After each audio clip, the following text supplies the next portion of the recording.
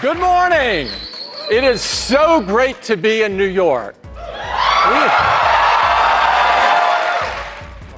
And it's so great to be here with all of you.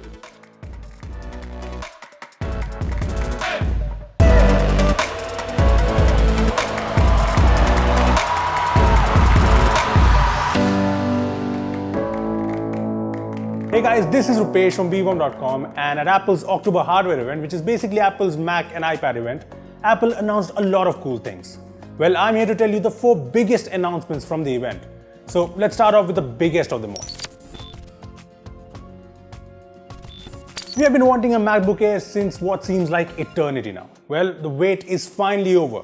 We finally have a brand new MacBook Air. I'm incredibly excited today to introduce an all-new MacBook Air with a Retina display and a whole lot more. Yes, it's finally here, and it packs in a gorgeous Retina display. Honestly, the new MacBook Air is essentially a slimmer MacBook Pro, but I'm not complaining. Along with the Retina display with minimal bezels, you get the same keyboard with the butterfly mechanism and the same spacious trackpad that a lot of people love on the Pro. There's no touch bar here, but I'm pretty sure not a lot of people are going to miss that, and that's because the MacBook Air has another new feature that customers have been asking for, and that's Touch ID. I love this new MacBook Air design, but as you can see, it only has USB-C ports, so you're going to have to live the dongle life. Moving on from the design, the new MacBook Air is powered by the latest 8th generation Core i5 processor and up to 16 gigs of RAM.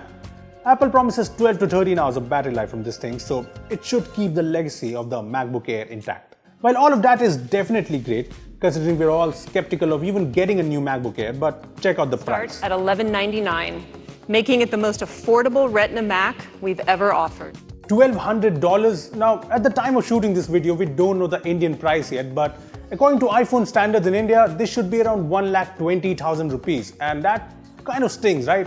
Well, let's move on to another exciting device from the event.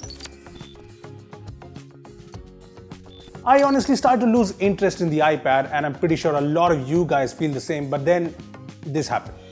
We're announcing an all-new iPad Pro, and this is the new iPad Pro.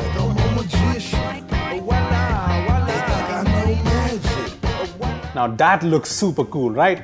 Okay, so the new revamped iPad Pro comes with slimmer bezels and a liquid Retina display like the iPhone XR, and it looks amazing.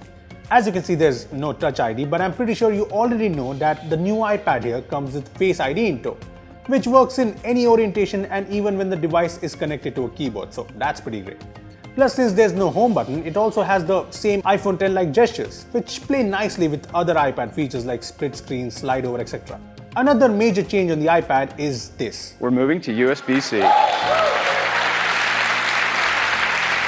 Yes, Apple has finally moved on from its Lightning port to the USB-C port on its iPads. But there's one thing that Apple did not tell you at the event. The new iPad Pro does not come with a headphone jack. So you'll need a USB-C to 3.5mm adapter to connect your wired headsets. And no, Apple doesn't bundle those, so that's pretty sad. Okay, apart from that, the new iPad Pro is pretty power-packed. The A12X Bionic chipset on the iPad Pro features an 8-core CPU and 7-core GPU. And here's what Apple had to say regarding its graphics prowess. The iPad Pro delivers Xbox One S class graphics performance in a product that's 94% smaller. Now that's bold, right? Anyway, other changes in the new iPad Pro include new quad speakers, gigabit LTE support, and up to 1 TB storage models. The new iPad Pro starts at $800, and I cannot wait to try it out. It definitely looks amazing.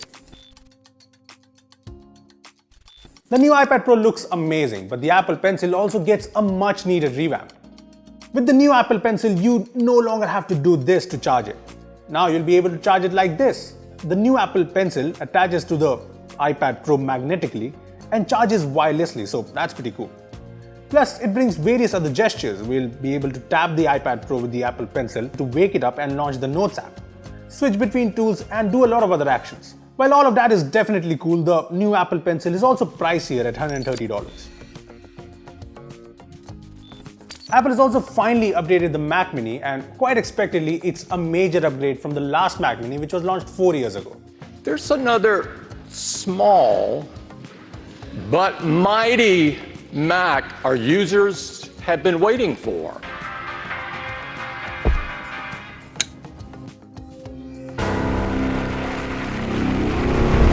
Okay, so the new Mac Mini looks pretty much the same, but there's the new space gray finish.